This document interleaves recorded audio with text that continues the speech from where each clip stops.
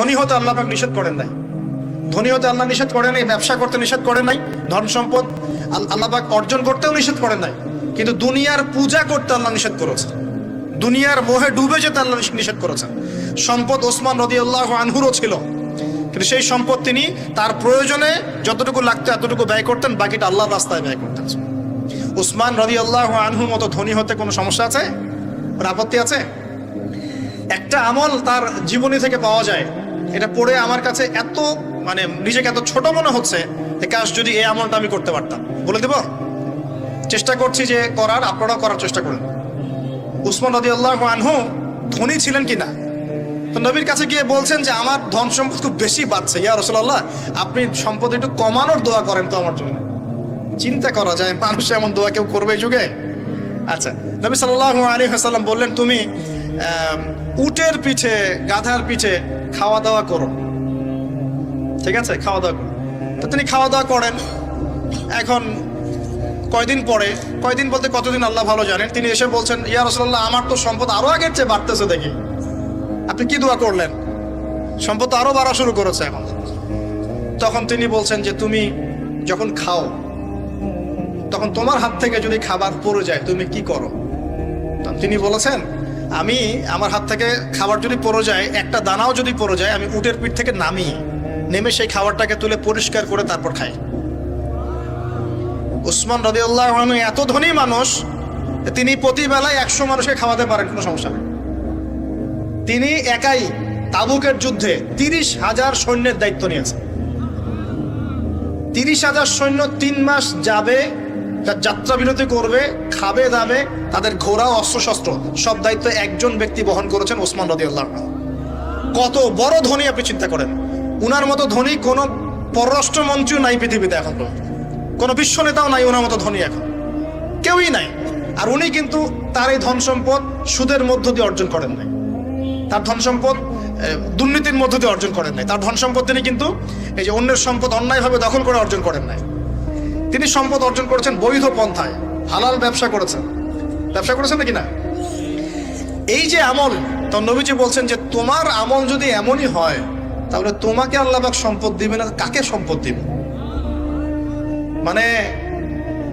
তুমি আল্লাহ পাকের যে সম্পদ রিজিকের যে শুকরিয়া আদায় করো, কৃতজ্ঞতা প্রকাশ করো যে আল্লাহ আমাকে ভালোবেসে রিজিকটা দিয়েছেন, আমার হাত থেকে পড়ে গেছে, আমি তুলে খাই। এই যে আল্লাহ পাকের নেয়ামতের প্রতি তোমার যে শ্রদ্ধা, যে সম্মান, এর শুকরিয়া স্বরূপে আল্লাহ পাক তোমাকে এরকম সচ্ছল বানায় দিচ্ছেন, আপনি কিছু করেন নাই। তো উসমান রাদিয়াল্লাহু আনহুর মতো ধনী হতে কোনো সমস্যা আছে? তিনি কৃপণ ছিলেন না, তিনি আল্লাহ পাকের নেয়ামতের শুকরগুজার ছিলেন। ভুল ব্যাখ্যা নেবেন না, তিনি আল্লাহ পাকের নেয়ামতের শুকরগুজার ছিলেন। আমরা আল্লাহ পাকের নেয়ামতের শুকরিয়া আদায় করবো ইনশাআল্লাহ, এবং যা রিজিক আল্লাহ আমাদেরকে দিয়েছেন এতে সন্তুষ্ট থাকবো ইনশাআল্লাহ, এবং হালাল ভাবে চলার চেষ্টা করব। আল্লাহ পাক আমাদেরকে ধন দিলে সেই ধন সম্পদ যতটুকু আমার পরিবারের জন্য প্রয়োজন, বাড়তিগুলো আমরা আল্লাহর পথে দান সাদাকা করবো ইনশাআল্লাহ। আল্লাহ পাক আমাদের সবাইকে আল্লাহর রাস্তায় দান করার তৌফিক এনায়েত করুন, আমিন। সমাজ কল্যাণমূলক কাজ করেন না, জনসেবা করেন, মানুষের সেবা করেন, মানুষের কাছে থাকেন, সোশ্যাল ওয়ার্ক করেন। এই যে অ্যাসোসিয়েশন আছে না, কিছু সামাজিক নন পলিটিক্যাল নন প্রফিটেবল কিছু ফাউন্ডেশন থাকে না, মানুষের কল্যাণে কাজ করেন, ইফতারের প্রজেক্ট করেন সামনে, ঠিক আছে। তারপরে শীতবস্ত্র হয়, তারপরে যে ত্রাণ রিলিফ, মানুষের কল্যাণ, বৃক্ষরোপণের কাজ, তারপরে আপনার এই যে রক্তদান কর্মসূচি, এই টাইপের যে ভালো ভালো কাজ, সমাজ কল্যাণমূলক কাজ, এই সমাজ কল্যাণমূলক কাজগুলো করলে মনটা বড় হবে। ভালো কাজে ব্যস্ত থাকবেন, আপনি দেখবেন মাথার মধ্যে শয়তানি নাই। যখন মানুষের কাজ নাই, সারাদিন অলস বসে থাকে, মাথার মধ্যে দুনিয়ার শয়তানি ঘোরাফেরা করতে। আল্লাহ পাক আমাদের সবাইকে ভালো কাজের সাথে থাকার তৌফিক দান, এবং ভালো কাজে একে অপরকে সহযোগিতা করার তৌফিক দান। নিজেকে ভালো কাজে ব্যস্ত রাখেন। দান সৎকার করলে কখনো টাকা কমে যায় না, মনে রাখবেন। দান করলে কোনোদিনও টাকা কমে যায় না। আপনার দানের টাকা ঘুরে ফিরে আপনার কাছে আসবে, বুঝতে পারছেন না? আপনার দানের টাকা ঘুরে আল্লাহ আপনার কাছে ফিরাই দিবে। কিভাবে ফিরাবেন সেটা আল্লাহর দায়িত্ব। আমি কি বুঝাবো কিভাবে ফিরাবেন? বুঝবেন, একটু বোঝানোর চেষ্টা করবেন। অর্থনীতি কিন্তু কঠিন, সহজ করে বোঝানোও কঠিন, সবাই সহজ করে বোঝাতেও পারবে না। আমি একটা পয়েন্ট খালি বুঝাই আপনাদেরকে, বোঝেন, চেষ্টা করেন। মনে করেন আপনাদেরকে অর্থনীতি বুঝাই, এগুলো আমাদের সাবজেক্ট ছিল, আর তখন আমরা আসলে অর্থনীতি কিছুই বুঝতাম না। তারপরে যখন কুরআন হাদিস পড়া শুরু করলাম, তখন দেখলাম যে ও আচ্ছা, ব্যাপার তো খুব সহজ, সহজ জিনিসটাকে এত কঠিন করা হয় কেন? দেখেন কিরকম, মনে করেন একটা বাজার, আপনাদের এখানে বাজার আছে কি? আচ্ছা, এই বাজারের মধ্যে ধরেন 100 ব্যবসায়ী আছে, আর ব্যবসায়ীরা ব্যবসা করে। আল্লাহ পাক ব্যবসা হালাল করেছেন না হারাম করেছেন?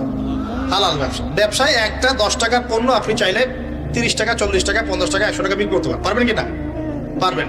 মার্কেটের একটা ফিক্সড প্রাইস থাকে, মার্কেট প্রাইস, এটাকে বলে মার্কেট প্রাইস, যে একটা দাম নির্ধারণ করা হয় যে আমরা এই দামে সব সেল করবো, তাই না? আচ্ছা, এন্ড ব্যবসায়ীরা ব্যবসা করছে, ব্যবসায় লাভও আছে লসও আছে, ঝুঁকিও আছে, লাভও হতে পারে লসও হতে পারে। এখন ব্যবসা করার সময় দেখা গেল যে এক ভাই লাভ করলো আর এক ভাই লস করলো, এমনটা হয় কি না? আচ্ছা, আল্লাহ পাক এখানে কি করেন জানেন? এই বাজারের মধ্যে যে সম্পদগুলো আছে, অর্থ সম্পদ, আপনারা যেটা কারেন্সি বলেন, এগুলো আল্লাহ রাব্বুল আলামিন হাত থেকে হাতে ঘোরাতে থাকে না। আজকে আপনার হাতে, কালকে তার হাতে, কালকে তার হাতে, পরশু আরেক ভাইয়ের হাতে। এই সম্পদ বাজারের মধ্যে ঘুরতে থাকে। বাজারটা হতে পারে সমাজ, হতে পারে রাষ্ট্র, হতে পারে বিশ্ব। ভালো করে বোঝেন, ছোট পরিসরে হতে পারে সমাজ, হতে পারে রাষ্ট্র বা বিশ্ব। আল্লাহ পাক সম্পদটা সার্কুলেট করেন, ঘোরাতে থাকেন। আজকে তার হাতে, কালকে তার হাতে, কালকে তার হাতে, এভাবে সম্পদ ঘুরতে থাকে। লাভ লসের রিস্ক আছে, কেউ লাভ করে, কেউ লস করে।